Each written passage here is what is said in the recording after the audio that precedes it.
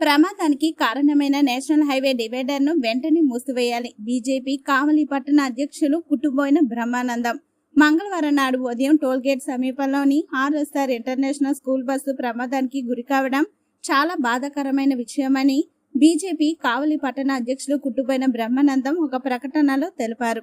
School bus ప్రమాదంలో school cleaner గా పనిచేస్తున్న కొండయ్య అక్కడికక్కడే మృతి చెందడం విచారకరం.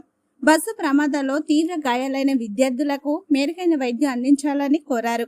నేషనల్ హైవే అధికారులు ఇకనైనా వెంటనే స్పందించి ప్రమాదానికి కారణమైన డివైడర్ ను వెంటనే మూసివేయాలని బీజేపీ కావలి పట్టణ శాఖ ద్వారా డిమాండ్ చేస్తున్నామని అన్నారు. ప్రమాదంలో మృతి చెందిన కొండయ్య కుటుంబానికి ఎక్స్గ్రేసియా ప్రకటించాలని కోరారు. భవిష్యత్తులో స్కూల్ బస్సుల విషయంలో తగు జాగ్రత్తలు తీసుకోవాలని తెలిపారు. ప్రభుత్వ ఆసుపత్రిలో చికిత్స పొందుతున్న చిన్నారులను పరామర్శించి వారి కుటుంబాలకు ధైర్యం చెప్పడం జరిగిందని తెలిపారు.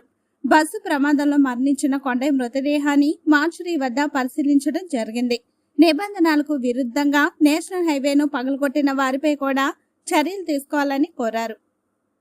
డ్రైవర్ కి వీళ్ళకి ఎక్స్గ్రేషియో ప్రకటించాలి. ఆ స్కూల్లో ఎవరైతే పిల్లలకి దెబ్బతిన్న అందరూ చేయండి. వాళ్ళకి అన్ని విధాలు కూడా వాళ్ళ తల్లికి సపోర్ట్ చెప్పి ఎవరైతే చిన్న ఇది చాలా ప్రమాదం ఈ విషయం కూడా వెంటనే దీనికి తగ్గు తీసుకుని జనతా పార్టీ కావున